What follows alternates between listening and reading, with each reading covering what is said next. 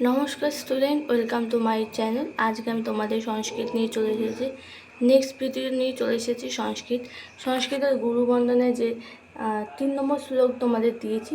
আজকে আমি তোমাদের 4 নম্বর শ্লোকটা দেবো। তাই চলো শুরু করছি, বেশি না হয়। আমি কিন্তু একটা করে শ্লোক দিচ্ছি, তোমরা কিন্তু তাতেই মুখস্থ করে নেবে। এটা কিন্তু আমি পরে তোমাদের যখন সাজেশান দেবো, পরীক্ষা নেবো, পরীক্ষার কোশ্চেন দেবো, তখন কিন্তু আমি শ্লোকগুলো তোমাদের সব ধরবো, ঠিক আছে? তাই চলো শুরু করছি। গুরু ব্রহ্মা, গুরু বিষ্ণু এবং গুরুদেব এবং মহেশ্বর। তারপর গুরুদেব পরব্রহ্ম ব্রহ্ম তস্মৈ শ্রী গুরু নমঃ।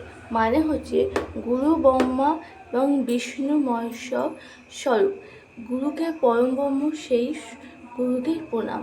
ঠিক আছে, মানে দেখো আমি উচ্চারণায় লিখে দিইনি, এই তো তোমরা পারবে। গুরু ব্রহ্ম, গুরু ব্রহ্ম, গুরু বিষ্ণু, গুরুদেব মহেশ্বর, গুরুদেব পরব্রহ্ম তস্মৈ শ্রী গুরু নমঃ। ওকে, দেখো তোমরা ভালো করে দেখে নাও, আমি ভালো করে ধরছি। এটা শ্রী গুরু, ঠিক আছে?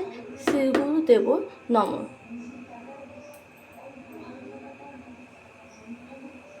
ওকে, তা আজকে এখানে আমি তোমাদের সংস্কৃত ক্লাসটা শেষ করছি। নেক্সট ভিডিওতে তোমাদের আমি নেক্সট শ্লোক দিয়ে দেবো।